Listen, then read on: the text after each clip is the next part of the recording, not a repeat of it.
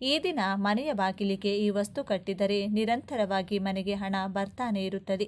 ಮನೆಯಲ್ಲಿದ್ದ ಎಲ್ಲ negative energy, ಮಾಟಮಂತ್ರ ದೋಷಗಳು ತೊಲಗಿ ಅದೃಷ್ಟ ಮನೆಗೆ ಪ್ರಾಪ್ತಿಯಾಗಿ ದೇವತೆಗಳ ರಕ್ಷಣೆ ಮನೆಗೆ ಲಭಿಸಲು ಈ ದಿನ ಪಾಲಿಸಬೇಕಾದ ತಂತ್ರಗಳೇನು, ನಿಯಮಗಳೇನು ಅಂತ ಇವತ್ತಿನ ಈ ವಿಡಿಯೋದಲ್ಲಿ ಸಂಪೂರ್ಣವಾಗಿ ತಿಳಿಸಿಕೊಡ್ತೀವಿ ಬನ್ನಿ. ಇನ್ನು ಈ ಒಂದು ಬೇರನ್ನ ನಿಮ್ಮ ಮನೆಗೆ ತಂದರೆ ಪಿತೃಶಾಂತಿಯಾಗುತ್ತದೆ. ಮನೆಯಲ್ಲಿ ಪಿತೃದೋಷ ಇದ್ದರೆ, ಕುಟುಂಬಕ್ಕೆ ಪಿತೃಶಾಪ ಇದ್ದರೆ ಯಾವೆಲ್ಲ ಸೂಚನೆಗಳು ಸಿಗುತ್ತವೆ, ಈ ಮಾಸದಲ್ಲಿ ಯಾವ 4 ರೂಪಗಳಲ್ಲಿ ಪಿತೃಗಳು ನಿಮಗೆ ಕಾಣಿಸಿಕೊಳ್ಳುತ್ತಾರೆಂದು ಇವತ್ತಿನ ಈ ವಿಡಿಯೋದಲ್ಲಿ ಸಂಪೂರ್ಣವಾಗಿ ತಿಳಿಸಿಕೊಡ್ತೀವಿ ಬನ್ನಿ. ಅದಕ್ಕೂ ಮುನ್ನ ನೀವಿನ್ನೂ ಚಾನಲ್ಗೆ ಸಬ್ಸ್ಕ್ರೈಬ್ ಆಗಿಲ್ಲ ಅಂದರೆ ಈಗಲೇ ಸಬ್ಸ್ಕ್ರೈಬ್ ಆಗಿ, ಹಾಗೆ ವಿಡಿಯೋಗೆ ಲೈಕ್ ಮಾಡಿ, ವಿಡಿಯೋ ಸ್ಕಿಪ್ ಮಾಡದೆ ಕೊನೆ ತನಕ ನೋಡಿ. ಎಲ್ಲರೂ ಭಕ್ತಿಯಿಂದ ಓಂ ಶ್ರೀ ಮಹಾಲಕ್ಷ್ಮಿ ನಮಃ ಅಂತ ಕಮೆಂಟ್ ಮಾಡಿ.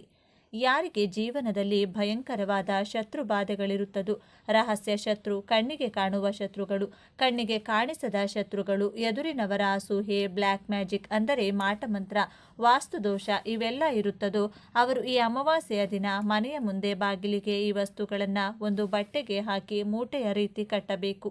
ನಿಮ್ಮ ಮನೆಯ ಬಾಗಿಲಿಗೆ ಕಟ್ಟಬೇಕಾದಂಥ ವಸ್ತುಗಳು ಯಾವುವೆಂದರೆ, ಒಂದು ದೊಡ್ಡ ಕೆಂಪು ಬಣ್ಣದ ಬಟ್ಟೆಯನ್ನು ತೆಗೆದುಕೊಂಡು ಆ ಬಟ್ಟೆಗೆ ಪೂರ್ಣ ಫಲ ಅಂದರೆ ಒಂದು ಸಿಪ್ಪೆ ತೆಗೆಯದ ತೆಂಗಿನಕಾಯಿ, ನಿಮ್ಮ ಕೈಮುಷ್ಟಿಯಷ್ಟು ನವಧಾನ್ಯಗಳು, ಸ್ವಲ್ಪ ಅರಿಶಿನ ಹಾಗೂ ಕುಂಕುಮ, ಚಿಕ್ಕ ಕಬ್ಬಿಣದ ತುಂಡು, ಚಿಕ್ಕ ಆಲಂ ತುಂಡು ಅಥವಾ ಸ್ಫಟಿಕ ಕಲ್ಲಿನ ತುಂಡು, 11 ಅಡಿಕೆ ಚೂರು, 11 ಕಾಳು ಮೆಣಸು ಇವೆಲ್ಲವನ್ನ ಒಂದು ಕೆಂಪು ವಸ್ತ್ರದಲ್ಲಿ ಮೂಟೆಯ ರೀತಿ ಮೂಟೆ ಗಂಟನ್ನು ಹಾಕಿ ಕಟ್ಟಬೇಕು. ನಂತರ ಮನೆಯ ಮುಂದೆ ಬಾಗಿಲಿನ ಮೇಲ್ಭಾಗದಲ್ಲಿ ಕಟ್ಟಬೇಕು. 6 ತಿಂಗಳುಗಳ ಕಾಲ ಈ ಮೂಟೆಯು ನಿಮ್ಮ ಮನೆಯ ಬಾಗಿಲಿನಲ್ಲಿರಬೇಕು.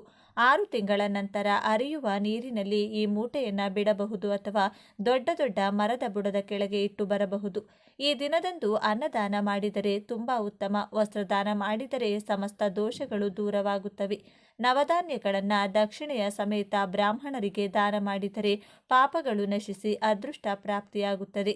ಈ ದಿನ ಭೂಮಿಗೆ ಸಂಬಂಧಪಟ್ಟಂಥ ಆಸ್ತಿ ವಿಚಾರಕ್ಕೆ ಸಂಬಂಧಪಟ್ಟಂಥ ಸಮಸ್ಯೆಗಳಿದ್ರೆ, ಮನೆ ಕಟ್ಟಿಸಲು ಸಾಲ ಸಿಗಬೇಕೆಂದರೆ, ಮನೆ ಭೂಮಿ ಮಾರಾಟ ಮಾಡಲು ಆಗುತ್ತಿಲ್ಲವೆಂದರೆ ತ್ರಿಭುಜ ದೀಪವನ್ನು ಮನೆಯಲ್ಲಿ ಬೆಳಗಿಸಬೇಕು. ನಿಮ್ಮ ಮನೆಯ ದಕ್ಷಿಣ ದಿಕ್ಕಿನಲ್ಲಿ ಒಂದು ಮನೆಯ ಮೇಲೆ ಅಕ್ಕಿ ಹಿಟ್ಟಿನಿಂದ ತ್ರಿಭುಜದ ಆಕಾರ ಬರೆದು ಅದರ ಮಧ್ಯಭಾಗದಲ್ಲಿ ಒಂದು ಮಣ್ಣಿನ ದೀಪವನ್ನು ಇಟ್ಟು 9 ಕೆಂಪು ಬಣ್ಣದ ಬತ್ತಿಗಳನ್ನು ಹಾಕಿ ಎಳ್ಳೆಣ್ಣೆಯನ್ನು ಬಳಸಿ ದೀಪಾರಾಧನೆಯನ್ನು ಮಾಡಿಕೊಳ್ಳಬೇಕು. 9 ಬತ್ತಿಗಳು ದಕ್ಷಿಣ ದಿಕ್ಕಿಗೆ ನೋಡುವಂತೆ ದೀಪವನ್ನು ಬೆಳಗಿಸಬೇಕು. ಇದರಿಂದ ಭೂಲಾಭ, ಆಸ್ತಿ ಲಾಭ, ಬ್ಯಾಂಕ್ ಸಾಲಗಳು ಸಿಗುತ್ತವೆ. ಮನೆ ಕಟ್ಟಿಸುವಂಥ ಕನಸು ನನಸಾಗಲು ಹಣ ಹೊಂದಾಣಿಕೆಯಾಗುತ್ತದೆ. ಇನ್ನು ದೇವರಿಗೆ ಪೂಜೆ ಮಾಡದಿದ್ದರೆ, ದೇವರನ್ನ ಸ್ಮರಿಸುವುದನ್ನು ಮಾಡದಿದ್ದರೆ ದೇವರು ಎಂದಿಗೂ ಕೂಡ ಕೋಪಿಸಿಕೊಳ್ಳುವುದಿಲ್ಲ. ಆದರೆ ಪಿತೃಗಳ ಸ್ಮರಣೆ, ಅವರ ಕಾರ್ಯಗಳನ್ನು ಮಾಡದಿದ್ದರೆ ಪಿತೃಗಳು ಉಚಿತವಾಗಿ ಕೋಪಿಸಿಕೊಳ್ಳುತ್ತಾರೆ. ಪಿತೃದೋಷಗಳು ಇದರಿಂದ ಉಂಟಾಗುತ್ತದೆ. ಎಷ್ಟೋ ಕುಟುಂಬಗಳು ತಮ್ಮ ಮನಸ್ಸಿನಲ್ಲಿಯೇ, ಹೌದು, ನಾವು ಪಿತೃಗಳ ಕಾರ್ಯವನ್ನು ಆಗಿನಿಂದಲೂ ಸರಿಯಾಗಿ ಮಾಡಿಕೊಂಡು ಬಂದಿಲ್ಲ, ಆದರೆ ಈ ರೀತಿಯ ಕಷ್ಟವನ್ನು ನಾವು ನೋಡ್ತಾ ಇದ್ದೀವಿ ಅಂದುಕೊಳ್ಳುತ್ತಾರೆ. ಯಾರ ಕುಟುಂಬದಲ್ಲಿ ಈ ರೀತಿಯ ಸಂಕೇತಗಳು, ಸೂಚನೆಗಳು ಕಾಣಿಸಿಕೊಳ್ಳುತ್ತದೋ ಅಲ್ಲಿ ಖಚಿತವಾಗಿ ಪಿತೃಶಾಪ, ಪಿತೃದೋಷ ಇದೆ ಎಂದು ಅರ್ಥ ಮಾಡಿಕೊಳ್ಳಬೇಕು. ಯಾರ ಮನೆಯಲ್ಲಿ ಪಿತೃಶಾಪ, ಪಿತೃದೋಷ, ಪಿತೃಗಳ ಕೋಪ ಹೆಚ್ಚಾಗಿರುತ್ತದೋ ಆ ಮನೆಯ ಸದಸ್ಯರು ಎಷ್ಟೇ ನೆಮ್ಮದಿಯಾಗಿ ಜೀವನ ನಡೆಸಬೇಕು, ಎಲ್ಲ ಕಡೆಯಿಂದ ನೆಮ್ಮದಿ ಬೇಕು ಅಂತ ಬಯಸುತ್ತಾರೋ ಅವರಿಗೆ ನೆಮ್ಮದಿ ಅನ್ನೋದೇ ಪ್ರಾಪ್ತಿಯಾಗುವುದಿಲ್ಲ. ಸದಾ ಕೆಟ್ಟ ಕನಸುಗಳು, ಸದಾ ಪಿತೃಗಳು ಕನಸಿನಲ್ಲಿ ಕಾಣಿಸಿಕೊಳ್ಳುವುದು, ಪಿತೃಗಳು ನೆನಪು ಬಂದರೂ ಅದನ್ನು ಲೆಕ್ಕಿಸದೆ ಜೀವನ ನಡೆಸುವುದು, ಮಾಡಲು ಹೋದಾಗ ಪದೇ ಪದೇ ಅಪಘಾತಗಳು ಆಗುವಂಥದ್ದು, ಇದ್ದಕ್ಕಿದ್ದಂತೆ ಊಹಿಸಿದ ರೀತಿಯಲ್ಲಿ ದೇಹಕ್ಕೆ ನಿರಂತರವಾಗಿ ಪೆಟ್ಟುಗಳಾಗುವುದು. ಇದರ ಜೊತೆಗೆ ಒಂದು ವಂಶ ಎಂದರೆ ನಾನಾ ಕುಟುಂಬಗಳು ಅದರಲ್ಲಿ ಇರುತ್ತದೆ. ಆದರೆ ಕೆಲವು ಕುಟುಂಬಗಳು ಮಾತ್ರ ಶ್ರೀಮಂತಿಕೆಯನ್ನು ಪಡೆದು ಉಳಿದ ಕುಟುಂಬಗಳು ಕಷ್ಟದಲ್ಲಿಯೇ, ಬಡತನದಲ್ಲಿಯೇ ಇರುತ್ತದೆ. ಇದಕ್ಕೆ ಕಾರಣ ಪಿತೃದೋಷವಾಗಿರುತ್ತದೆ. ಪಿತೃಶಾಪಕ್ಕೆ ಗುರಿಯಾದ ಕುಟುಂಬದ ಹಳೆ ಮನೆತನ ಎಷ್ಟೇ ಶ್ರೀಮಂತಿಕೆಯಿಂದ ಬದುಕಿ ಬಾಳಿದರೂ ಕೂಡ ಈ ಕುಟುಂಬಕ್ಕೆ ಶ್ರೀಮಂತಿಕೆ ಪ್ರಾಪ್ತಿಯಾಗಿರುವುದಿಲ್ಲ. ಶ್ರೀಮಂತಿಕೆ ಎನ್ನುವುದು ಕೇವಲ ಕನಸಾಗಿಯೇ ಉಳಿದು ಬಿಡುತ್ತದೆ. ಮನೆಯಲ್ಲಿ ಸದಾ ಜಗಳಗಳು, ತಂದೆ ತಾಯಿಯರನ್ನ ಕಂಡ್ರೆ ಮಕ್ಕಳಿಗಾಗುವುದಿಲ್ಲ, ಮಕ್ಕಳನ್ನ ಕಂಡ್ರೆ ತಂದೆ ತಾಯಿಯರಿಗೆ ಆಗುವುದಿಲ್ಲ. ಹೆಂಡತಿ ಮಕ್ಕಳು, ಅಣ್ಣ ತಮ್ಮ ಎಲ್ಲರೂ ಕೂಡ ಒಬ್ಬರ ಮುಖ ಒಬ್ಬರು ನೋಡದೆ ಸದಾ ಕೋಪದಿಂದಲೇ ಜೀವನ ನಡೆಸುತ್ತಾರೆ. ಇನ್ನು ಈ ಪಿತೃಶಾಪ ಪಿತೃದೋಷ ಇದ್ದ ಕುಟುಂಬಕ್ಕೆ ಅಥವಾ ಮನೆಗೆ ಮನೆದೇವರ ಅನುಗ್ರಹ ಇರೋದಿಲ್ಲ. ಇದರಿಂದ ನಿತ್ಯ ಜೀವನದಲ್ಲಿ ನಾನಾ ರೀತಿಯಾದ ಸಮಸ್ಯೆಗಳು ಉಂಟಾಗ್ತಾ ಇರುತ್ತೆ.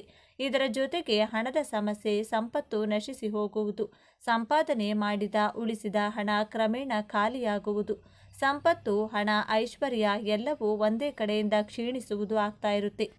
ಇನ್ನು ಪಿತೃಗಳ ಕೋಪಕ್ಕೆ, ಶಾಪಕ್ಕೆ ಗುರಿಯಾದ ವ್ಯಕ್ತಿಗೆ ಹುಟ್ಟುವಂಥ ಮಕ್ಕಳು ವಿಕಲಚೇತನರಾಗಿ ಹುಟ್ಟುತ್ತಾರೆ, ಅಥವಾ ಗುಣಗಳು ಇಲ್ಲದ ಮಕ್ಕಳು, ಗುಣಹೀನ ಮಕ್ಕಳು ಜನಿಸುತ್ತಾರೆ, ಅಥವಾ ಹುಟ್ಟುವ ಮಕ್ಕಳು ಉಳಿಯೋದಿಲ್ಲ. ಮಕ್ಕಳ ಸಾವು ಬೇಗನೆ ಆಗಿಬಿಡುತ್ತದೆ. ಈ ರೀತಿಯಾದಂತಹ ಸಮಸ್ಯೆಗಳು ಇದ್ದಾಗ ಒಂದು ವಿಶೇಷ ಬೇರನ್ನು ಮನೆಗೆ ತಂದು ಇಡಬೇಕು. ತಾಳೆ ಮರದ ಬೇರನ್ನು ಈ ದಿನ ಮನೆಗೆ ತಂದು ನಿಮ್ಮ ಮನೆಯ ದೇವರ ಕೋಣೆಯಲ್ಲಿಟ್ಟು ಪೂಜಿಸುತ್ತಾ ಬರಬೇಕು. ನೀವು ತಂದಂತಹ ದಿನ ಒಂದು ಸಲ ಪಿತೃಗಳ ಹೆಸರನ್ನು ಹೇಳಿ ಈ ಬೇರಿಗೆ ಪೂಜೆಯನ್ನು ಮಾಡಬೇಕು. ನಂತರ ಬರುವ ಯಾವುದೇ ಅಮಾವಾಸ್ಯೆಯ ದಿನವಾದರೂ ಆ ಬೇರುಗಳಿಗೆ ವಿಶೇಷವಾಗಿ ಪೂಜಿಸುತ್ತಾ ಪಿತೃಗಳನ್ನು ಸ್ಮರಿಸಿಕೊಳ್ಳಬೇಕು. ಇದರಿಂದ ಪಿತೃಗಳ ಕೋಪ ತಾಪ ಕಡಿಮೆಯಾಗುತ್ತದೆ. ಆಗಾಗ ಆಲದ ಮರದ ಬಳಿ ಹೋಗಿ, ಅರಳಿ ಮರದ ಬಳಿ ಹೋಗಿ ಪಿತೃಗಳ ಹೆಸರನ್ನು ಹೇಳಿ ನೀರನ್ನು ಮರಕ್ಕೆ ಹಾಕಿ ಬನ್ನಿ. ತಾಳೆ ಮರದ ಬೇರು, ಆ ಬೇರನ್ನು ಸಂಗ್ರಹಿಸಿ ಮನೆಗೆ ತಂದು ಪೂಜೆ ಮಾಡಲು ಪ್ರಾರಂಭಿಸಿ. ಈ ಮರದ ಬೇರು ಸಿಗೋದಿಲ್ಲ ಅಂದರೆ ಪೂಜಾ ಸಾಮಗ್ರಿಗಳು ಸಿಗುವಂಥ ಅಂಗಡಿಯಲ್ಲಿ ಕೇಳಿದರೆ ಈ ಬೇರನ್ನು ತರಿಸಿಕೊಡುತ್ತಾರೆ. ಪಿತೃಶಾಪಕ್ಕೆ ಗುರಿಯಾದ ಮನೆಯ ಸದಸ್ಯರು ಯಾವುದೇ ಕೆಲಸಕ್ಕೆ ಕೈ ಹಾಕಿದರೂ ಕೂಡ ಒಂದು ಕೆಲಸದಲ್ಲೂ ಕೂಡ ಯಶಸ್ಸು ಸಿಗೋದಿಲ್ಲ.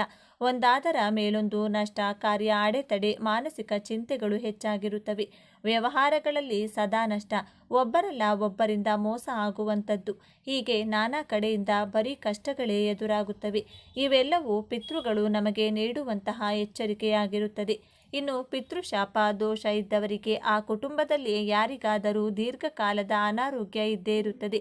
ಎಷ್ಟೇ ಆಸ್ಪತ್ರೆ ಸುತ್ತಿದ್ರೂ ಕೂಡ, ಎಷ್ಟೇ ದೇವಸ್ಥಾನ ಪೂಜೆ ಪುನಸ್ಕಾರ ಮಾಡಿದರೂ ಕೂಡ ಆ ಅನಾರೋಗ್ಯದ ಕಷ್ಟ ದೂರವಾಗುವುದಿಲ್ಲ. ಇದರ ಜೊತೆಗೆ ಮನೆಯಲ್ಲಿ ಶುಭ ಕಾರ್ಯಗಳು ನಡೆಯುವುದಿಲ್ಲ. ವಿವಾಹ, ಕಂಕಣ, ಶುಭ ಸುದ್ದಿ ಈ ಮನೆಯಿಂದ ಕೇಳಿ ಬರುವುದಿಲ್ಲ. ವಯಸ್ಸು 30ರಿಂದ 40 ಆಗಿದ್ದರೂ ಕೂಡ ಮದುವೆ ಭಾಗ್ಯ ಕೂಡಿ ಬರ್ತಿರೋದಿಲ್ಲ. ಅಕಸ್ಮಾತ್ತಾಗಿ ಮದುವೆ ಆದರೂ ಕೂಡ ವಿಚ್ಛೇದನ ಆಗುತ್ತದೆ. ಪತಿ ಪತ್ನಿ ದೂರ ಆಗುವಂತಹ ಸಂದರ್ಭಗಳು ಎದುರಾಗುತ್ತವೆ. ಇದು ಕಂಡಾಗ ಪಿತೃಶಾಪ ಪಿತೃದೋಷ ನಿಮಗೆ ನಿಮ್ಮ ಮನೆಗೆ ಎಂದು ಅರ್ಥ ಮಾಡಿಕೊಂಡು ಸೂಕ್ತ ಪರಿಹಾರವನ್ನು ಪಾಲಿಸಬೇಕು. ಪಿತೃದೋಷ ಇದ್ದವರು ಒಬ್ಬರ ಮಾತನ್ನು ಕೂಡ ಕೇಳುವುದಿಲ್ಲ. ತಾವು ಹೇಳಿದ್ದೇ ನಡೆಯಬೇಕು, ತಾವು ಹೇಳಿದ್ದೇ ಮಾಡಬೇಕು ಅಂತ ಆಲೋಚಿಸುತ್ತಾರೆ. ವಾದ ವಿವಾದಗಳನ್ನು ಮಾಡಿಕೊಂಡು ತಮ್ಮ ಮೇಲೆ ತಾವೇ ಸಮಸ್ಯೆಗಳನ್ನು ತಂದುಕೊಳ್ಳುತ್ತಾರೆ. ಕೆಲವೊಮ್ಮೆ ಪಿತೃಗಳು ಕನಸಿನ ಮೂಲಕ ಬಂದು ಕೆಲವು ಸೂಚನೆಗಳನ್ನು ನೀಡುತ್ತಾರೆ. ಆ ಸೂಚನೆಗಳನ್ನು ಯಾವುದೇ ಕಾರಣಕ್ಕೂ ನಿರ್ಲಕ್ಷ್ಯ ಮಾಡಕೂಡದು. ಈ ಸಮಸ್ಯೆಗಳಿಗೆಲ್ಲ ಅತಿ ಮುಖ್ಯವಾದ ಕಾರಣ ಏನೆಂದರೆ, ಪಿತೃಗಳು ಹಿರಿಯರು ಬದುಕಿದ್ದಾಗ ಅವರನ್ನು ಚೆನ್ನಾಗಿ ನೋಡಿಕೊಳ್ಳದೆ, ಅವರ ಮಾತನ್ನು ಕೇಳದೆ, ಅವರನ್ನು ಗೌರವಿಸದೆ ಜೀವಿಸುವುದು. ಅವರು ಸತ್ತ ನಂತರವೂ ಅವರನ್ನು ಮರೆಯುವುದು. ಮುಂದಿನ ಪೀಳಿಗೆಗೆ ಅವರ ಹೆಸರನ್ನು ತಿಳಿಸದೆ, ಅವರನ್ನು ಸ್ಮರಿಸದೆ ಜೀವಿಸುವುದು. ಪಿತೃಗಳ ಕಾರ್ಯ, ಶಾಂತಿ, ಶ್ರಾದ್ದಗಳನ್ನು ಮಾಡದೇ ಇರುವುದು. ಪಿತೃ ಕಾರ್ಯಗಳನ್ನು ಮಾಡದೆ ವಿವಿಧ ಕಾರ್ಯಗಳನ್ನು ಮಾಡಲು ಮುಂದಾಗುವುದು. ಇನ್ನು ಅತಿ ಮುಖ್ಯವಾಗಿ ಬೇವಿನ ಮರ, ಅರಳಿ ಮರವನ್ನು ಕತ್ತರಿಸುವುದು ಕೂಡ ಮಹಾಪಾಪ. ಸರ್ಪಗಳನ್ನು ಕೊಲ್ಲುವುದು, ಸರ್ಪಗಳನ್ನು ಕೊಲ್ಲಲು ಸಹಾಯ ಮಾಡುವುದು ಕೂಡ ಪಿತೃಶಾಪ, ಪಿತೃಕೋಪಕ್ಕೆ ಕಾರಣವಾಗುತ್ತದೆ. ಇದಕ್ಕೆಲ್ಲ ಪರಿಹಾರ ಏನು ಗುರುಗಳೇ? ಹೇಗೆ ಈ ಪಿತೃದೋಷದಿಂದ ಮುಕ್ತರಾಗುವುದು? ಪಿತೃಗಳ ಸ್ಮರಣೆ ಮರೆಯದೆ ಮಾಡಿ. ಪ್ರತಿ ಅಮಾವಾಸ್ಯೆಯ ದಿನ ಪಿತೃಗಳಿಗೆ ಅನ್ನವನ್ನು ಇಡಿ. ಪಿತೃಗಳ ಹೆಸರಲ್ಲಿ ಅನ್ನದಾನ, ವಸ್ತ್ರದಾನವನ್ನು ಮಾಡ್ತಾ ಬನ್ನಿ. ಇರುವೆಗಳಿಗೆ, ಮೀನುಗಳಿಗೆ, ಅರಳಿ ಮರಕ್ಕೆ, ಕಾಗೆಗಳಿಗೆ, ಪಕ್ಷಿ ಪ್ರಾಣಿ ಸಂಕುಲಕ್ಕೆ ಆಹಾರವನ್ನು ನೀಡ್ತಾ ಬನ್ನಿ. ಇನ್ನು ಕೊನೆಯದಾಗಿ ಬಡವರ ಸೇವೆ ಮಾಡುವುದು, ಪಿತೃಗಳಿಗೆ ತರ್ಪಣ ನೀಡುವುದು. ಮನೆಯ ಸದಸ್ಯರ ಬಳಿ ಸಮ ಪ್ರಮಾಣದಲ್ಲಿ ನಾಣ್ಯಗಳನ್ನು ಸಂಗ್ರಹಿಸಿ ಯಾವುದಾದರೂ ದೇಗುಲಕ್ಕೆ, ಹುಂಡಿಗೆ ಆ ನಾಣ್ಯಗಳನ್ನು ಅರ್ಪಿಸಿದರೂ ಕೂಡ ಪಿತೃಗಳ ಕೃಪೆಗೆ ಪಾತ್ರರಾಗಬಹುದು. ಆದರೆ ಒಂದೊಂದು ನಾಣ್ಯ ಸಂಗ್ರಹಿಸುವಾಗ ಪಿತೃಗಳನ್ನ ಹೆಸರನ್ನು ಹೇಳಿ ಸ್ಮರಿಸಬೇಕು. ಇನ್ನು ಈ ಸಮಯದಲ್ಲಿ ಭೂಲೋಕದಲ್ಲಿ ನಮ್ಮ ಪೂರ್ವಿಕರು ಸಂಚರಿಸುತ್ತಾರೆ. ನಮ್ಮ ಮನೆ ಸುತ್ತಮುತ್ತ ನಾನಾ ರೂಪದಲ್ಲಿ ನಮಗೆ ಕಾಣಿಸಿಕೊಳ್ಳುತ್ತಾರೆ. ಶ್ವಾನಗಳ ಮೂಲಕ, ಗೋವಿನ ಮೂಲಕ, ಕಾಗೆಗಳ ರೂಪದಲ್ಲಿ, ವಯಸ್ಸಾದ ಹಿರಿಯರ ನಿರ್ಗತಿಕರ ರೂಪದಲ್ಲಿ ನಮ್ಮನ್ನು ಮಾತನಾಡಿಸಲು ಪ್ರಯತ್ನ ಮಾಡುತ್ತಾರೆ. ಆಗ ತಪ್ಪದೆ ನಿಮ್ಮ ಕೈಯಿಂದ ಆಹಾರವನ್ನು ಕೊಟ್ಟು ಸತ್ಕರಿಸಬೇಕು. ಮನೆಗೆ ಈ ಸಮಯದಲ್ಲಿ ಬಂದ ಯಾರನ್ನೂ ಕೂಡ ಅವಮಾನಿಸಬಾರದು. ಇನ್ನು ಈ ದಿನ ಮಾಡಬೇಕಾದ ಮತ್ತೊಂದು ಕೆಲಸ ಎಂದರೆ, ಬೆಳಿಗ್ಗೆ ಅಥವಾ ಸಂಜೆಯ ಸಮಯದಲ್ಲಿ ಈ ದಿನ ಮನೆಯಲ್ಲಿ ಧೂಪವನ್ನು ಹಾಕಬೇಕು. ನೀವು ಹಾಕುವಂತಹ ಧೂಪಕ್ಕೆ ಬಿಳಿ ಸಾಸಿವೆಯನ್ನು ಬಳಸಬೇಕು. ಬಿಳಿ ಸಾಸಿವೆಗೆ ಭಯಂಕರವಾದಂತಹ ನಕಾರಾತ್ಮಕ ಶಕ್ತಿಗಳನ್ನು ಮನೆಯಿಂದ ಹೊರಹಾಕುವಂಥ ಶಕ್ತಿ ಇರುತ್ತದೆ. ಆದ್ದರಿಂದ ಈ ರೀತಿ ಬಿಳಿ ಸಾಸಿವೆಯನ್ನು ಬಳಸಿ ಧೂಪ ಹಾಕಿದರೆ ತುಂಬ ಒಳ್ಳೆಯದು. ಹಾಗೆಯೇ ನಿಮ್ಮ ಕೈನಲ್ಲಿ ಬಿಳಿ ಸಾಸಿವೆಯನ್ನು ಹಿಡಿದುಕೊಂಡು ನಿಮ್ಮ ಮನೆಯ ಹೊಸ್ತಿಲಿನ ಮುಂಭಾಗದಲ್ಲಿ ಮತ್ತಷ್ಟು ಸಾಧ್ಯವಾಗುತ್ತದೆ. ಅಂದರೆ ಮನೆಯ ಸುತ್ತಲೂ ಚೆಲ್ಲಬೇಕು. ಬಿಳಿ ಸಾಸಿವೆಯನ್ನು ಮನೆಯ ಬಾಗಿಲಿನ ಮುಂದೆ ಚೆಲ್ಲಬೇಕಾದರೆ ಸುದರ್ಶನ ಮಂತ್ರವನ್ನು ಪಠಿಸಿ. ಕಷ್ಟವಾಗುತ್ತದೆ ಎಂದರೆ ಓಂ ಅಷ್ಟಭೈರವಾಯ ನಮಃ ಎಂದು ಭೈರವೇಶ್ವರ ಅಂದರೆ ಕಾಲಭೈರವಿನ ಮಂತ್ರವನ್ನು ಹೇಳುತ್ತಾ ಬಿಳಿ ಸಾಸಿವೆಯನ್ನು ಚೆಲ್ಲಿ. ಹೀಗೆ ಮಾಡಿದರೂ ಶತ್ರುಬಾಧೆ, ಮಾಟಮಂತ್ರ, ಆರೋಗ್ಯ ಸಮಸ್ಯೆ, ಹಣಕಾಸಿನ ಸಮಸ್ಯೆಗಳೆಲ್ಲ ನಿಮ್ಮ ಮನೆಯಿಂದ ದೂರವಾಗ್ತಾ ಹೋಗುತ್ತದೆ. ಹಾಗೆಯೇ ಮಹಾಲಕ್ಷ್ಮೀ ದೇವಿಯ ಅನುಗ್ರಹಕ್ಕಾಗಿ ಈ ಅಮಾವಾಸ್ಯೆಯ ದಿನದಂದು ದೇವರ ಕೋಣೆಯಲ್ಲಿ 2 ವಿಶೇಷ ದೀಪಗಳನ್ನು ಬೆಳಗಿಸಬೇಕು. ಲಕ್ಷ್ಮೀ ದೇವಿಯ ಮುಂದೆ 2 ಕಡೆಯೂ ಮಣ್ಣಿನ ದೀಪಗಳನ್ನು ಇಟ್ಟು ಒಂದೊಂದು ದೀಪಕ್ಕೂ 3 ಬತ್ತಿಗಳನ್ನು ಹಾಕಿ ದೀಪಾರಾಧನೆಯನ್ನು ಮಾಡಬೇಕು. 2 ದೀಪಕ್ಕೂ ಒಟ್ಟಾರೆಯಾಗಿ 6 ಕೆಂಪು ಬಣ್ಣದ ಬತ್ತಿಗಳನ್ನು ಹಾಕಿ ಎಳ್ಳೆಣ್ಣೆಯನ್ನು ಬಳಸಿ ದೀಪಾರಾಧನೆಯನ್ನು ಮಾಡಬೇಕು. 2 ಬತ್ತಿಗಳನ್ನು 1 ಬತ್ತಿ ಮಾಡಿ ಒಟ್ಟು 6 ಬತ್ತಿಗಳನ್ನು ತಯಾರಿಸಿ ಕುಂಕುಮದ ನೀರಿನಲ್ಲಿ ನೆನೆಸಿ ನಂತರ ಒಣಗಿಸಿ ದೀಪಕ್ಕೆ ಬಳಸಬಹುದು. ಅಥವಾ ಪೂಜಾ ಸಾಮಗ್ರಿಗಳ ಅಂಗಡಿಗಳಲ್ಲಿ ನೇರವಾಗಿ ಕೆಂಪು ಬತ್ತಿಗಳನ್ನು ತಂದು ನಿಮ್ಮ ಮನೆಯಲ್ಲಿ ದೀಪಾರಾಧನೆಗೆ ಬಳಸಬಹುದು. ನೀವು ದೀಪಕ್ಕೆ ಹಾಕುವ ಬತ್ತಿಗಳಲ್ಲಿ ಒಂದು ಬತ್ತಿಯು ಪೂರ್ವ ದಿಕ್ಕು, ಇನ್ನೊಂದು ಉತ್ತರ ದಿಕ್ಕು, ಮತ್ತೊಂದು ಈಶಾನ್ಯ ದಿಕ್ಕು ನೋಡುವಂತೆ ಇಡಬೇಕು. ಆಗಿನಿಂದ ಮಾಡಿದ ಸಿಹಿಯ ನೈವೇದ್ಯ ಮಾಡಿ ದೇವಿಗೆ ಪೂಜಿಸಬೇಕು. ನಂತರ ಓಂ ಶ್ರೀ ಮಹಾಲಕ್ಷ್ಮೀ ನಮಃ ಎಂದು 108 ಬಾರಿ ಹೇಳಿಕೊಂಡ್ರೆ ಗೆಜ್ಜೆ ಸಪ್ಪಳವನ್ನು ಮಾಡುತ್ತಾ ಮಹಾಲಕ್ಷ್ಮೀ ದೇವಿಯು ಮನೆಗೆ ಪ್ರವೇಶ ಮಾಡುತ್ತಾಳೆ. ಮನೆಯಲ್ಲಿನ ಎಲ್ಲ ಕಷ್ಟ ಕಳೆದು ಆಯಸ್ಸು, ಆರೋಗ್ಯ, ಯಶಸ್ಸು ಕೊಟ್ಟು ಅನುಗ್ರಹಿಸುತ್ತಾಳೆ. ನೋಡಿದ್ರಲ್ಲ, ಈ ದಿನ ಯಾವೆಲ್ಲ ವಿಧಿವಿಧಾನಗಳನ್ನು ಪಾಲಿಸಬೇಕು ಅಂತ ಇವತ್ತಿನ ಈ ವಿಡಿಯೋದಲ್ಲಿ ತಿಳಿಸಿಕೊಟ್ಟಿದ್ದೇವೆ. ಈ ಮಾಹಿತಿ ನಿಮಗೆ ಇಷ್ಟವಾದರೆ ತಪ್ಪದೆ ಜೈ ಮಹಾಲಕ್ಷ್ಮೀ ದೇವಿ ಅಂತ ಬರೆದು ಈ ವಿಡಿಯೋನ ಪ್ರತಿಯೊಬ್ಬರಿಗೂ ಶೇರ್ ಮಾಡಿ.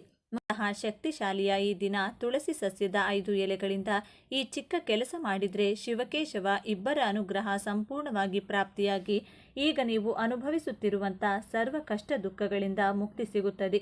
ಈ ದಿನ ದೀಪದ ಬತ್ತಿಗಳಿಗೆ ಈ ಒಂದು ಪುಡಿಯನ್ನು ಹಾಕಿ ದೀಪಾರಾಧನೆಯನ್ನು ಮಾಡಿದರೆ ಮಹಾಲಕ್ಷ್ಮೀ ದೇವಿಯ ಆಣೆಗೆ ಗಂಧ ಕುಂಕುಮದ ಬೊಟ್ಟನ್ನು ಇಟ್ಟು ಮನೆಗೆ ಕರೆದಂತೆ ಮಹಾಲಕ್ಷ್ಮಿಯನ್ನ ಮನೆಗೆ ಬರುವಂತೆ ಮಾಡುವಂತಹ ಶಕ್ತಿಶಾಲಿ ದೀಪಾರಾಧನೆ ಯಾವುದು? ಹಣದ ಸಮಸ್ಯೆಗಳು ಬಾರದೆ ನಿತ್ಯ ಧನಾಕರ್ಷಣೆ ಆಗಲು, ಕೊಟ್ಟ ಹಣ ಬರಬೇಕಾದ ಆಸ್ತಿಗಳು ಬರಲು ಇನ್ನು ಯಾವ ನೀರನ್ನು ಮನೆಯಲ್ಲಿ ಚೆಲ್ಲಬೇಕು? ತುಳಸಿ ಗಿಡಕ್ಕೆ ಯಾವ ದಿನ ಜಲವನ್ನು ಅರ್ಪಿಸಬೇಕು? ಯಾವ ಶ್ಲೋಕ ಹೇಳಿಕೊಂಡ್ರೆ ಸಾಕ್ಷಾತ್ ಲಕ್ಷ್ಮಿ ಹಾಗೂ ತುಳಸಿ ದೇವಿಯ ಅನುಗ್ರಹ ಪ್ರಾಪ್ತಿಯಾಗುತ್ತದೆ? ಯಾವ ತಪ್ಪುಗಳನ್ನು ಈ ಮಾಸದಲ್ಲಿ ಮಾಡಬಾರದು ಅಂತ ಇವತ್ತಿನ ಈ ವಿಡಿಯೋದಲ್ಲಿ ತಿಳಿಸಿಕೊಡ್ತೀವಿ. ಬನ್ನಿ. ಅದಕ್ಕೂ ಮುನ್ನ ನೀವಿನ್ನು ಚಾನಲ್ಗೆ ಸಬ್ಸ್ಕ್ರೈಬ್ ಆಗಿಲ್ಲ ಅಂದರೆ ಈಗಲೇ ಸಬ್ಸ್ಕ್ರೈಬ್ ಆಗಿ, ಹಾಗೆ ವಿಡಿಯೋಗೆ ಲೈಕ್ ಮಾಡಿ, ವಿಡಿಯೋ ಸ್ಕಿಪ್ ಮಾಡದೆ ಕೊನೆ ತನಕ ನೋಡಿ. ಎಲ್ಲರೂ ಭಕ್ತಿಯಿಂದ ಓಂ ಶ್ರೀ ಮಹಾಲಕ್ಷ್ಮಿ ನಮಃ ಅಂತ ಕಮೆಂಟ್ ಮಾಡಿ. ಈ ದಿನದಂದು ಈ ಕೆಲಸಗಳನ್ನು ಮಾಡಿ. ಇದರಿಂದ ಕೈನಲ್ಲಿ ಹಣ ನಿಲ್ಲುತ್ತಿಲ್ಲವೆಂದರೆ, ವಿಪರೀತ ಹಣ ಖರ್ಚಾಗುತ್ತಿದೆ ಅಂದರೆ, ಕೊಟ್ಟ ಹಣ ಬರುತ್ತಿಲ್ಲವೆಂದರೆ ಹಣದ ಆಗಮನ ಆಗುತ್ತದೆ. ಮನೆಯಲ್ಲಿ ಮಹಾಲಕ್ಷ್ಮೀ ದೇವಿ ನೆಲೆಸಿ ಐಶ್ವರ್ಯ, ಹಣದ ಆಕರ್ಷಣೆಯಾಗುತ್ತದೆ. ಲಕ್ಷ್ಮಿ ಜೊತೆಗೆ ಶುಕ್ರ, ಬುಧನ ಅನುಗ್ರಹ ಕೂಡ ಪ್ರಾಪ್ತಿಯಾಗುತ್ತದೆ. ಈ ದಿನ 1 ಚೊಂಬು ನೀರಿಗೆ ಸ್ವಲ್ಪ ಹಸುವಿನ ಹಾಲನ್ನು ಬೆರೆಸಿ ಮನೆಯ ಎಲ್ಲ ಕೋಣೆಗಳಿಗೂ ಪ್ರೋಕ್ಷಣೆ ಮಾಡಬೇಕು. ಹಸುವಿನ ಹಾಲು ಅಥವಾ ಹಸುವಿನ ಸಗಣಿಯನ್ನು ಸ್ವಲ್ಪ ನೀರಿಗೆ ಬೆರೆಸಿ ಮನೆಯ ಮೂಲೆ ಮೂಲೆಗೂ ಚೆಲ್ಲಿ ಹೊಸ್ತಿಲಿನ ಮೇಲೂ ಕೂಡ ಸ್ವಲ್ಪ ಪ್ರೋಕ್ಷಣೆಯನ್ನು ಮಾಡಿ ನಂತರ ಹೊಸ್ತಿಲಿಗೆ ಅರಿಶಿನ ಕುಂಕುಮದ ಬೊಟ್ಟನ್ನು ಇಟ್ಟು ಆರತಿ ಬೆಳಗಿ ಸಿಹಿ ನೈವೇದ್ಯವನ್ನು ಅರ್ಪಿಸಬೇಕು. ದ್ವಾರ ಪೂಜೆಯನ್ನು ಮಾಡಿ ಮಹಾಲಕ್ಷ್ಮೀ ದೇವಿಯನ್ನು ಮನೆಗೆ ಸ್ವಾಗತಿಸಬೇಕು. ತುಳಸಿ ದೇವಿಯ ಆರಾಧನೆ ತುಂಬ ಶ್ರೇಷ್ಠ. ಇದರಿಂದ ಸರ್ವ ಪುಣ್ಯಗಳು ಲಭಿಸುತ್ತವೆಂದು ಪುರಾಣಗಳು ಹೇಳುತ್ತವೆ. ಈ ದಿನ ಸಾಕ್ಷಾತ್ ವಿಷ್ಣುದೇವರು 4 ತಿಂಗಳು ನಂತರ ಯೋಗ ನಿದ್ರೆಯಿಂದ ಎಚ್ಚರಗೊಳ್ಳುತ್ತಾನೆ. ಈ ಮಾಸದಲ್ಲಿ ಸಾಕ್ಷಾತ್ ವಿಷ್ಣು ಹಾಗೂ ಲಕ್ಷ್ಮೀ ದೇವಿಯು ನದಿಗಳಲ್ಲಿ ಪವಿತ್ರ ಸ್ನಾನ ಮಾಡಿ ತುಳಸಿ ದೇವಿಯನ್ನು ಪೂಜಿಸಿದರು ಎಂದು ಹೇಳಲಾಗುತ್ತದೆ. ಇದೇ ಕಾರಣದಿಂದ ನಾವು ಕೂಡ ತುಳಸಿ ಮಾತೆಗೆ ಪೂಜಿಸಿದರೆ ಸಕಲ ಇಷ್ಟಾರ್ಥಗಳು ನೆರವೇರುತ್ತದೆ. ಗುರುವಾರದ ದಿನ ಮನೆಗೆ ತುಳಸಿ ಸಸಿಯನ್ನು ತಂದು ನೆಟ್ಟು ಆ ಸಸಿಯನ್ನು ಬೆಳೆಸಲು ಶುರು ಮಾಡಬೇಕು. ಪ್ರತಿನಿತ್ಯ ಬೆಳಗ್ಗೆ ತುಳಸಿ ಗಿಡಕ್ಕೆ ಜಲವನ್ನು ಅರ್ಪಿಸಬೇಕು. ಸಂಜೆ ಸಮಯದಲ್ಲಿ ಮನೆಯ ಮುಂದೆ ದೀಪಾರಾಧನೆ ಮಾಡಿದರೆ ತುಂಬಾ ಉತ್ತಮ. ಬ್ರಾಹ್ಮಿ ಮುಹೂರ್ತದಲ್ಲಿ ಎದ್ದು ಸ್ನಾನ ಮಾಡಿ ತುಳಸಿ ದೇವಿಯ ಪೂಜೆ ಮಾಡಿದರೆ ತೀರ್ಥಯಾತ್ರೆ ಮಾಡಿದಂಥ ಅಖಂಡ ಪುಣ್ಯ ಫಲ ಲಭಿಸುತ್ತದೆ. ಇದರ ಜೊತೆಗೆ ತುಳಸಿಗೆ ಜಲವನ್ನು ಅರ್ಪಿಸುವಾಗ ಈ ಒಂದು ಶ್ಲೋಕವನ್ನು ಹೇಳಿಕೊಂಡು ತುಳಸಿ ದೇವಿಗೆ ನಮಸ್ಕಾರ ಮಾಡಿಕೊಳ್ಳಬೇಕು. ಮಹಾಪ್ರಸಾದ ಜನನಿ ಸರ್ವ ಸೌಭಾಗ್ಯವರ್ಧಿನಿ ಆದಿವ್ಯಾಧಿ ಆರನಿತ್ಯಂ ತುಳಸಿ ನಿತ್ವಾಂ ನಮೋಸ್ತುತೆ. ಈ ಚಿಕ್ಕ ಶ್ಲೋಕವನ್ನು 3 ಬಾರಿ, 11 ಬಾರಿ ಅಥವಾ 21 ಬಾರಿ ಹೇಳಿಕೊಳ್ಳಿ. ಇನ್ನು ಈ ಒಂದು ಕೆಲಸವನ್ನು ಈ ದಿನ ಮಾಡಿದರೆ ಮಹಾಲಕ್ಷ್ಮೀ ದೇವಿ ಮನೆಗೆ ಬಂದು ಶಾಶ್ವತವಾಗಿ ನೆಲೆಸುತ್ತಾಳೆ. ಮನೆಯಲ್ಲಿನ ಸರ್ವ ಹಣಕಾಸಿನ ಸಮಸ್ಯೆಗಳು ದೂರವಾಗಿ ಅದೃಷ್ಟ ಕೂಡಿ ಬರುತ್ತದೆ. ಹಾಗೆಯೇ ಏಲಕ್ಕಿಗೆ ಧನಾಕರ್ಷಣೆಯ ಶಕ್ತಿ ವಿಪರೀತವಾಗಿರುತ್ತದೆ ಎಂದು ಪರಿಹಾರ ಶಾಸ್ತ್ರದಲ್ಲಿ ತಿಳಿಸಿದ್ದಾರೆ. ಆದ್ದರಿಂದ ಬರಬೇಕಾದ ಹಣ ಬರಲು ಹಣ ಹೆಚ್ಚು ಖರ್ಚಾಗುತ್ತಿದ್ದರೆ ಈ ದಿನ 5 ಏಲಕ್ಕಿಗಳನ್ನು ತೆಗೆದುಕೊಂಡು ಆ 5 ಏಲಕ್ಕಿಯನ್ನು ನಿಮ್ಮ ಪರ್ಸ್ನಲ್ಲಿ ಇಟ್ಟುಕೊಳ್ಳಬೇಕು. ಮನೆಯಲ್ಲಿ ದುಡ್ಡಿಡುವ ಪೆಟ್ಟಿಗೆ ಅಥವಾ ಬೀರುವಿನಲ್ಲೂ 5 ಏಲಕ್ಕಿಯನ್ನು ಇಟ್ಟುಕೊಳ್ಳಿ. ವಾರಕ್ಕೆ 1 ಸಲವಾದರೂ ಆ ಏಲಕ್ಕಿಗಳನ್ನು ಬದಲಿಸಬೇಕು. ಬಳಸಿದ ಹಳೆಯ ಏಲಕ್ಕಿಯನ್ನು ಅಡುಗೆಗೆ ಬಳಸಿ. ಹೀಗೆ ಮಾಡುತ್ತಾ ಬಂದರೆ ಕ್ರಮಕ್ರಮವಾಗಿ ವ್ಯರ್ಥ ಖರ್ಚುಗಳು ಕಡಿಮೆಯಾಗ್ತಾ ಹೋಗುತ್ತದೆ. ಆದಾಯದ ಮಾರ್ಗಗಳು ಹೆಚ್ಚಾಗುತ್ತದೆ. ತುಳಸಿ ಗಿಡವನ್ನು ದಾನ ಮಾಡುವುದು ಕೂಡ ಉತ್ತಮ ಫಲ ತಂದು ಕೊಡುತ್ತದೆ. ತುಳಸಿಗೆ ನೀರನ್ನು ಅರ್ಪಿಸುವಾಗ ಆ ನೀರಿಗೆ ಸ್ವಲ್ಪ ಹಾಲನ್ನು ಬೆರೆಸಬೇಕು. ಈ ಮಾಸದ ಅಷ್ಟೂ ದಿನ ತುಳಸಿಯ ಮುಂದೆ ದೀಪಗಳನ್ನು ಬೆಳಗಿಸಬೇಕು. ಈ ಕೆಲಸಗಳನ್ನು ಮಾಡುತ್ತಾ ಬಂದರೆ ಲಕ್ಷ್ಮೀ ದೇವಿಯ ಜೊತೆಗೆ ಕುಬೇರ ದೇವರ ಅನುಗ್ರಹವೂ ಕೂಡ ಪ್ರಾಪ್ತಿಯಾಗುತ್ತದೆ. ಆದ್ದರಿಂದ ಒಂದು ಚಿಕ್ಕ ತುಳಸಿ ಸಸಿಗೆ ಹಳದಿ ವಸ್ತ್ರವನ್ನು ಸುತ್ತಿ ನೀವು ಕೆಲಸ ಮಾಡುವ ಜಾಗದಲ್ಲಿ ಅಥವಾ ವ್ಯಾಪಾರ ಸ್ಥಳದಲ್ಲಿಟ್ಟುಕೊಂಡ್ರೆ ವ್ಯಾಪಾರ ವ್ಯವಹಾರಗಳಲ್ಲಿ, ಉದ್ಯೋಗ ರಂಗದಲ್ಲಿ ವಿಶೇಷ ಏಳಿಗೆ ಉಂಟಾಗುತ್ತದೆ. ಇನ್ನು ಮನೆಯಲ್ಲಿ ಸಂಜೆಯ ಸಮಯದಲ್ಲಿ ಒಂದು ವಿಶೇಷ ಪುಡಿಯನ್ನು ದೀಪದ ಬತ್ತಿಗಳಿಗೆ ಹಚ್ಚಬೇಕು. ಇದರಿಂದ ಮನೆಗೆ ಧನಾಕರ್ಷಣೆಯಾಗುತ್ತದೆ. ಮಹಾಲಕ್ಷ್ಮಿಯ ಜೊತೆಗೆ ಶುಕ್ರನ ಕೃಪೆ ಹೆಚ್ಚಾಗಿ ಹಣದ ಸಮಸ್ಯೆಗಳೆಲ್ಲ ಶೀಘ್ರವಾಗಿ ದೂರವಾಗುತ್ತದೆ. ಏನು ಮಾಡಬೇಕು ಅಂದರೆ ಸಂಜೆಯ ಸಮಯದಲ್ಲಿ ಹಸಿರು ಬಣ್ಣದ ಬತ್ತಿಗಳನ್ನು ದೀಪಕ್ಕೆ ಹಚ್ಚಬೇಕು, ಕೂರಿಸಬೇಕು. ಅದಕ್ಕೂ ಮೊದಲು ದೀಪದ ಬತ್ತಿಗಳಿಗೆ ಜಾಜಿಕಾಯಿ ಪುಡಿಯನ್ನು ಹಚ್ಚಬೇಕು. ಹೀಗೆ ಮಾಡಿ ದೀಪಾರಾಧನೆಯನ್ನು ಮಾಡಿದರೆ ಮನೆಗೆ ಹಣ ಪ್ರವಾಹದಂತೆ ಬರುತ್ತದೆ. ಇದಕ್ಕೆ ಕಾರಣ ಏನು ಅಂತ ನೋಡೋದಾದರೆ, ಜಾಜಿಕಾಯಿ ಅಂದರೆ ನವಗ್ರಹಗಳಲ್ಲಿ ಶುಕ್ರನಿಗೆ ಅತ್ಯಂತ ಪ್ರಿಯವಾದ ವಸ್ತು. ಶುಕ್ರನಿಗೆ ಅಧಿಷ್ಠಾನ ದೇವತೆ ಶ್ರೀ ಮಹಾಲಕ್ಷ್ಮಿ. ಆದ್ದರಿಂದ ಈ ದಿನವೇ ಜಾಜಿಕಾಯಿ ಪುಡಿಯನ್ನು ಹಸಿರು ಬಣ್ಣದಲ್ಲಿರುವ ದೀಪದ ಬತ್ತಿಗಳಿಗೆ ಹಚ್ಚಿ ನಂತರ ದೀಪಾರಾಧನೆ ಮಾಡಿದರೆ ಬುಧನ ಕೃಪೆ, ಶುಕ್ರನ ಕೃಪೆ ಪ್ರಾಪ್ತಿಯಾಗುತ್ತದೆ. ಧನಲಕ್ಷ್ಮೀ ದೇವಿಯ ಅನುಗ್ರಹವು ಲಭಿಸಿ ನಿರಂತರ ಧನಾಗಮನ ಮನೆಗೆ ಆಗುತ್ತದೆ. ನೀರಿನಂತೆ ಹಣ ಖರ್ಚಾಗುತ್ತಿದ್ದರೆ ವ್ಯರ್ಥ ಖರ್ಚುಗಳು ನಿಲ್ಲುತ್ತವೆ. ಲಕ್ಷ್ಮೀ ದೇವಿಯ ಕೃಪೆಯಿಂದ ಸಾಲಗಳೆಲ್ಲ ತೀರಿ ಸುಖ ಸುಮ್ಮನೆ ಜೀವನ ನೀವು ನೋಡಬಹುದು. ನೆಮ್ಮದಿಯ ಜೀವನವನ್ನು ನೀವು ನಡೆಸಬಹುದು. ಹಾಗೆಯೇ ಈ ದಿನ ವಿಶೇಷವಾಗಿ ತುಳಸಿಯ 5 ಎಲೆಗಳಿಂದ ಈ ಚಿಕ್ಕ ಕೆಲಸ ಮಾಡಿದರೆ ಅದೃಷ್ಟ ಕೂಡಿ ಬರುತ್ತದೆ. ಶಿವನ ಅನುಗ್ರಹದಿಂದ ಕಷ್ಟಗಳೆಲ್ಲ ಮಂಜಿನಂತೆ ಕರಗಿ ಹೋಗುತ್ತದೆ. ಭೇದ ಭಾವವಿಲ್ಲದೆ ಶಿವಕೇಶವ ಅಂದರೆ ಶಿವ ಹಾಗೂ ವಿಷ್ಣುವಿನ ಆರಾಧನೆಯನ್ನು ಮಾಡಿಕೊಳ್ಬೇಕು. ಈ ತುಳಸಿ ಎಲೆಗಳ ಚಿಕ್ಕ ಕೆಲಸದಿಂದ ವಿಷ್ಣು, ತುಳಸಿ, ಲಕ್ಷ್ಮೀ ಕೃಪೆಯ ಜೊತೆಗೆ ಮಹಾಶಿವನ ಕೃಪೆ ಕೂಡ ಪ್ರಾಪ್ತಿಯಾಗುತ್ತದೆ. ಈ ದಿನ ಬೆಳಿಗ್ಗೆ ಬೇಗ ಎದ್ದು ಸ್ನಾನ ಮಡಿಗಳನ್ನು ಮಾಡಿ ತುಳಸಿಯ 5 ಎಲೆಗಳನ್ನು ನೀವು ಕೈನಲ್ಲಿ ಹಿಡಿದು ಶಿವ ಹಾಗೂ ಮಹಾವಿಷ್ಣು ಇಬ್ಬರ ಸ್ಮರಣೆಯನ್ನು ಮಾಡುತ್ತಾ 5 ನಿಮಿಷ ಧ್ಯಾನ ಮಾಡಬೇಕು. ನಂತರ 5 ಎಲೆಗಳನ್ನು ನಿಮ್ಮ ಮನೆಯ ದೇವರ ಕೋಣೆಯಲ್ಲಿಡಬೇಕು. ಆ ದಿನ ಮಲಗುವಾಗ ಈ 5 ಎಲೆಗಳನ್ನು ಮಲಗುವ ದಿಂಬಿನ ಕೆಳಗಿಟ್ಟುಕೊಂಡು ನಿದ್ರಿಸಬೇಕು. ಹೀಗೆ ಮಾಡೋದ್ರಿಂದ ಶಿವ ಹಾಗೂ ವಿಷ್ಣು ಇವರಿಬ್ಬರ ಅನುಗ್ರಹದಿಂದ ನಿಮ್ಮ ವಿದ್ಯೆ, ಉದ್ಯೋಗ, ವ್ಯಾಪಾರ, ಹಣಕಾಸು ಯಾವುದೇ ಕಷ್ಟಗಳಿದ್ದರೂ ದೂರವಾಗುತ್ತದೆ. ಅನೇಕ ವಿಧವಾದ ಶುಭ ಫಲಗಳು ಲಭಿಸುತ್ತದೆ. ಶಿವನಿಗೆ ಬಹಳ ಪ್ರಿಯವಾದಂತಹ ಶಿವನಿಗೆ ಬಿಲ್ವ ದಳಗಳಿಂದ ಪೂಜಿಸಿ ಕಷ್ಟಗಳು ಕಳೆಯಲು ಬೇಡಿಕೊಳ್ಳಬೇಕು. ಶಿವನಿಗೆ ಸಾಧ್ಯವಾದರೆ ರುದ್ರಾಭಿಷೇಕ ಮಾಡಿಸಿ ಒಂದೇ ದಿನದಲ್ಲಿ ಶಿವ ಹಾಗೂ ವಿಷ್ಣುವಿನ ದರ್ಶನ ಮಾಡಿ ಮನೆಗೆ ಬನ್ನಿ. ಈ ದಿನ ಸಂಜೆ ಸಮಯದಲ್ಲಿ ಮನೆಯ ಸದಸ್ಯರೆಲ್ಲ ಸೇರಿ ಈ ಚಿಕ್ಕ ಕೆಲಸ ಮಾಡಿದರೆ ಜೀವನದಲ್ಲಿ ಅದ್ಭುತಗಳು ಜರುಗಲು ಆರಂಭವಾಗುತ್ತದೆ.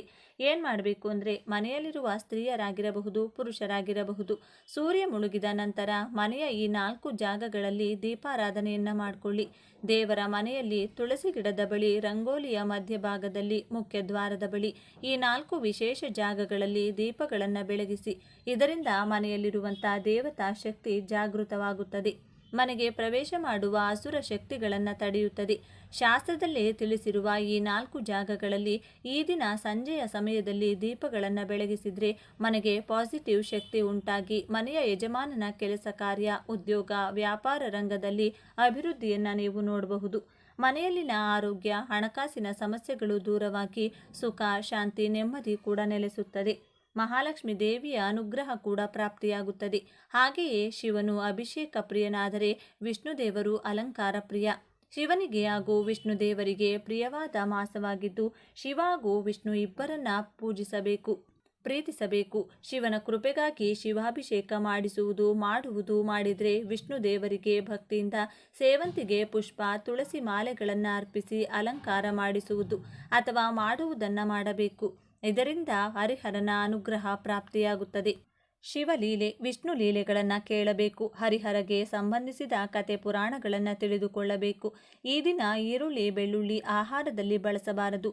ಮಾಂಸಾಹಾರ ಸೇವಿಸಲೇಬಾರದು. ಮದ್ಯಪಾನ ಮಾಡುವವರು ಈ ಮಾಸದಲ್ಲಿ ಆದಷ್ಟು ನಿಮ್ಮ ಅಭ್ಯಾಸಗಳನ್ನು ಬಿಡಬೇಕು. ಕುಡಿತ ಬಿಡಲು ಸಾಧ್ಯವಾಗದಿದ್ದರೆ ಶಿವನಿಗೆ ನಿಮ್ಮ ಕೈನಿಂದ ಜಲಾಭಿಷೇಕ ಮಾಡುತ್ತಾ ಬನ್ನಿ. ಈ ದುಶ್ಚಟ ಬಿಡಲು ಅನುಗ್ರಹ ನೀಡೆಂದು ಶಿವನಿಗೆ ಬೇಡಿಕೊಂಡು ಚಮತ್ಕಾರ ನೋಡಿ.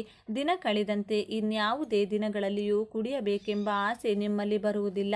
ಎಷ್ಟೇ ಪರಿಹಾರ ಮಾಡಿದರೂ ಹಣದ ಸಮಸ್ಯೆಗಳು ದೂರವಾಗುತ್ತಿಲ್ಲವೆಂದರೆ ಕೆಲವು ದಿನಗಳ ಕಾಲ ಕೆಂಪು ಬಣ್ಣದ ಪರ್ಸನ್ನು ಖರೀದಿ ಮಾಡಿ ಆ ಪರ್ಸಿನೊಳಗೆ 2 ತುಳಸಿ ದಳಗಳನ್ನು ಇಟ್ಟು ಆಗಾಗ ಬದಲಿಸುತ್ತಾ ಇರಬೇಕು.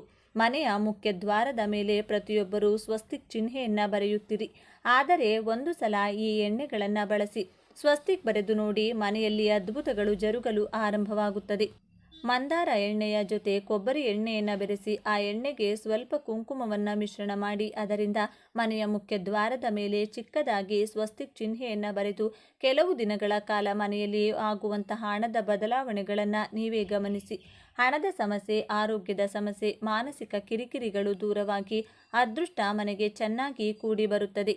ಮನೆಯಲ್ಲಿ ಹಣದ ಜೊತೆಗೆ ಸುಖ, ಶಾಂತಿ, ನೆಮ್ಮದಿ ವೃದ್ಧಿಯಾಗ್ತಾ ಹೋಗುತ್ತದೆ.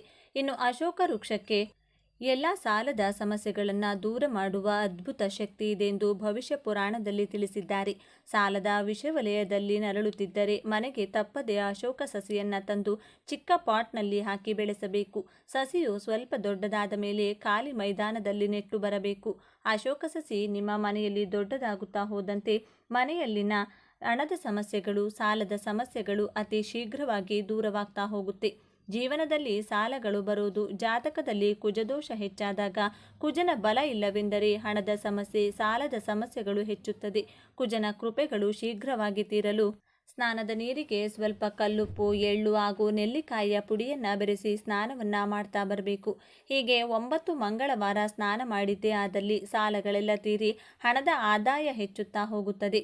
ಒಂದೊಂದು ಮಂಗಳವಾರವೂ ಆಗುತ್ತಿದ್ದಂತೆ ಯಾವುದಾದರೂ ರೂಪದಲ್ಲಿ ಹಣ ಕೈ ಸೇರಿ ಸಾಲಗಳನ್ನು ತೀರಿಸಲು ಸಹಾಯವಾಗುತ್ತದೆ. ನೋಡಿದ್ರಲ್ಲ, ಮನೆಗೆ ಮಹಾಲಕ್ಷ್ಮಿ ದೇವಿಯ ಆಗಮನ ಆಗಲು ಯಾವ ರೀತಿಯಾಗಿ ದೀಪಾರಾಧನೆ ಮಾಡಬೇಕು, ಸಾಲಗಳು ತೀರಲು ಯಾವ ರೀತಿಯಾಗಿ ಸ್ನಾನವನ್ನು ಮಾಡಬೇಕು ಅಂತ ಇವತ್ತಿನ ಈ ವಿಡಿಯೋದಲ್ಲಿ ತಿಳಿಸಿಕೊಟ್ಟಿದ್ದೇವೆ. ಈ ಮಾಹಿತಿ ನಿಮಗೆ ಇಷ್ಟವಾದರೆ ತಪ್ಪದೆ ಜೈ ಮಹಾಲಕ್ಷ್ಮಿ ದೇವಿ ಅಂತ ಬರೆದು ಈ ವಿಡಿಯೋನ ಪ್ರತಿಯೊಬ್ಬರಿಗೂ ಶೇರ್ ಮಾಡಿ. ಮುಂದಿನ ಬಾರಿ ಮತ್ತೊಂದು ವಿಶೇಷ ದೈವ ಮಾಹಿತಿಯೊಂದಿಗೆ ನಮ್ಮ ಚಾನೆಲ್ನ ಮೂಲಕ ಭೇಟಿಯಾಗೋಣ. ಧನ್ಯವಾದಗಳು ಸ್ನೇಹಿತರೆ.